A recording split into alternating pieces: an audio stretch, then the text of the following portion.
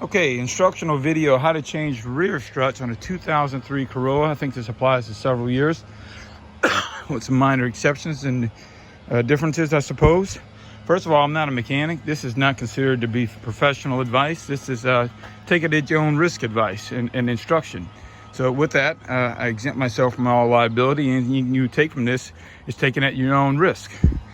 I blocked the front tires. I jacked up the car, put a jack stand inside to gain access. Do it through the trunk. Don't do it from the inside. You don't need to mess with any of the trim on the inside.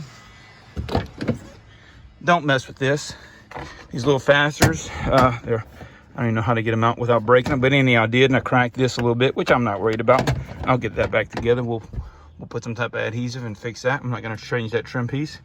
But anyhow, I was exploring. I didn't know where to go to get to the fasteners to remove the strut. That is done from the inside. There's a bolt that comes up from the bottom into this welded nut. There's a nut there you have to back off. And there's a nut back here that you have to back off. That one's a little hard to get to, but not terribly. You need a swivel, or at least that's what I used. I used a swivel, right? 3/8 drive, 14 millimeter socket, I do believe. Let's see, 14 millimeter. I use a 1/2 inch ratchet because they're tight. The bolts are tight. The bolts, or should I say the nuts in the trunk are very tight. You need something with a little leverage. One word of caution: do not mess with the nut on this. Me not knowing better, I undid that one. This is a new strut assembly. I removed the nut off the old strut, thinking I needed to do that to get the strut out. Well, you don't. That releases the spring tension, the whole strut comes apart. Don't do that. Leave that alone. I went back with the Toyota nuts because they're substantially different. That's the aftermarket nut. It's got a locking feature. I just put these back real tight, the original nuts. I see nothing wrong with them, no reason not to. But I guess you could use the new nuts. So that's that. So there's 2 nuts there.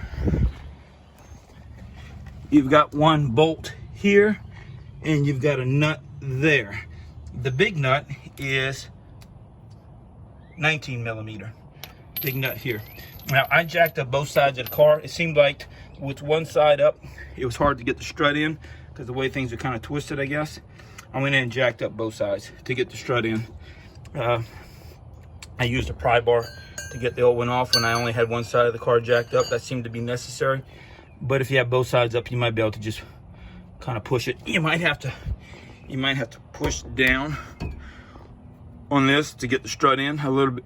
You may have to maneuver it a little bit, but it really wasn't difficult. And me with no skills, I think I could have done this job probably in a half an hour, knowing what I know now. Not knowing, an hour and 45 minutes, no, sorry, an hour and 15 minutes probably, by the time I'm all said and done with everything. A mechanic in a shop, my goodness, 15, 20 minutes, if that. So there you go. Good luck. Again, video is to be taken. The information is to be taken at your own risk. I'm an amateur. Don't know what I'm doing, but I'm sharing the information that I've obtained in the process. So good luck to you.